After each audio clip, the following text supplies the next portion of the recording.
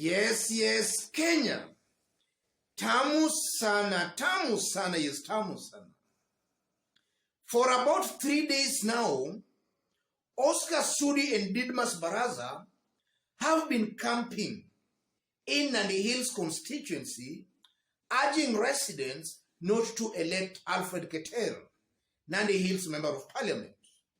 And for those who might not know, Alfred Keter is seen as a very fierce critic of William Ruto. So it's in William Ruto's best interest for Alfred Keter not to be elected. And Oscar Sudi has seriously, aggressively been campaigning for Alfred Keter not to be elected. And the UDA party had its nominations for Nandi Hills constituency today, and the results that have so far trickled in, about 90% of polling stations have actually tallied in their results, and Alfred Keter is comfortably in the lead with over 12,000 votes. And some few hours ago, Alfred Keter had this to say.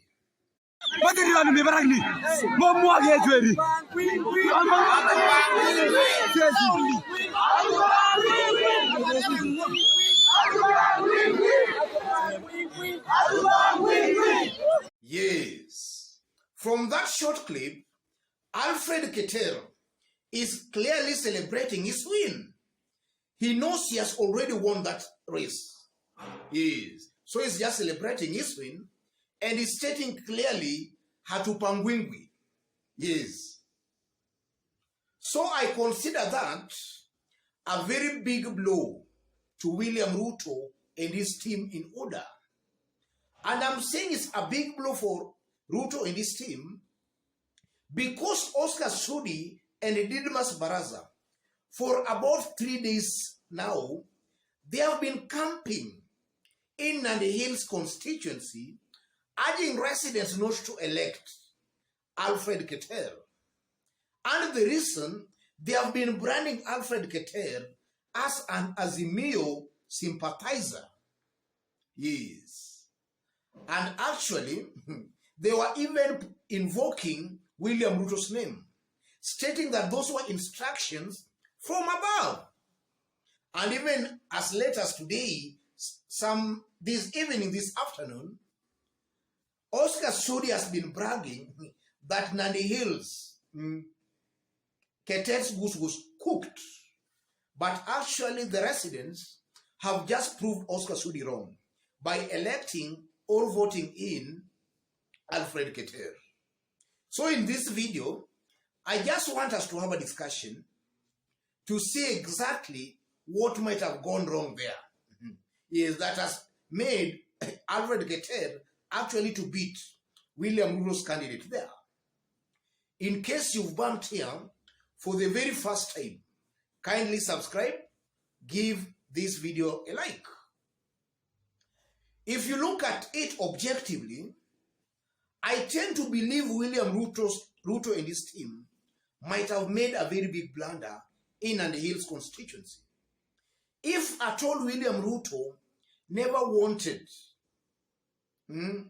if at all they never wanted Alfred Keter to contest through their party, the best thing they could have done was not to allow him go all the way to the nominations, because it was almost certain that Alfred Keter was very popular on the ground. So the likes of Oscar Sudi, they thought that simply because Alfred Keter has been anti-William Ruto, they thought that that was enough for the residents of Nandi Hills constituency to reject Alfred Keter.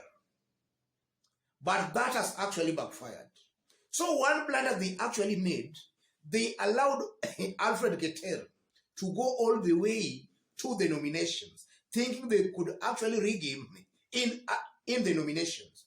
Because earlier today, and I know you have seen such kind of videos, there were some attempts earlier today to rig elections or UDA nominations in Nandi Hills constituency, and there was a scaffold there. And we saw a video where residents of Nandi Hills constituency were chasing somebody who had actually been sent by Oscar Sudi. That's a video we saw earlier today. So the first blunder, they allowed Alfred Keter to go all the way to the nominations. And then secondly, Oscar Sudi and Didmas Barasa were creating a perception that they were forcing some candidates on the good people of Nandi Hills. There was this candidate called Keter. Because we saw some live videos of Oscar Sudi and Didmas Barasa actually imploring upon the good people of Nandi Hills to reject Alfred Keter. And they were branding him an Azimio spy, Azimio sympathizer. We saw that kind of a video. And they were telling the residents not to elect Alfred Keter.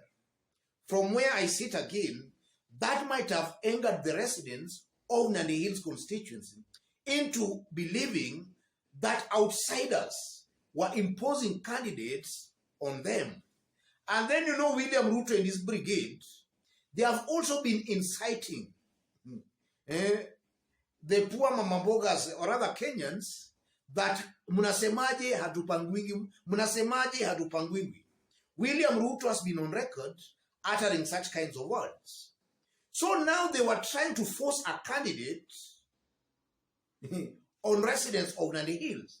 I tend to believe that that narrative William Ruto has been using might have gotten into those people's heads, that our pangwingwi, and that might have just made them rebel against those who are trying to wapanga, the likes of William Ruto and Oscar Sudi. And I honestly believe, and some few days ago, I did state that some of these narratives, these politicians always uses, sometimes these narratives, they are just inciting the ground against them. Especially now this thing over to Pangwingwi. I won't be surprised, ladies and gentlemen, to find William Ruto losing some good number of seats in his Kalenjin bedroom. And that is so because William Ruto has instilled onto the people some kind of a rebellion mentality. Hatupangwingwi. I'm seeing William Ruto most likely losing Uasin Gishu gubernatorial seat. Buzeki most likely might even win that seat. And he might win that seat because the ground has been incited that they should not actually wasikubali kupangwa. I'm seeing Uasin Gishu going to Buzeki. And most likely, again, I'm seeing Bomet, William Ruto or UDA might also lose Bomet. Barachok might not actually win that seat. Isaac Ruto most definitely might win that seat. And that is a result of this narrative of Hatupangwingwi. Yes. Unambia raia wasikubali kupangwe, wapangwe, then you go on kuwapanga. It's not just possible. And that can also explain why William Ruto has lost that seat. Because I honestly believe that it's not in William Ruto's best interest for Alfred Keter to win that seat. Alfred Keter has all along been seen to be opposing William Ruto. So Alfred Keter's win is just an indication that he'll actually just continue with this brand of politics of maybe disagreeing with William Ruto. That is what I'm seeing here. And then also be looking at the event that happened in Nandi Hills, it also shows me clearly that sometimes the masses, when they make a decision, sometimes it becomes very hard for them to change that kind of a decision they have already made. And I'm not only saying it on the side of William Ruto. Sometimes back we also saw it in Ugenya. Yes, where actually an ODM candidate was beaten by a candidate that was not even in ODM.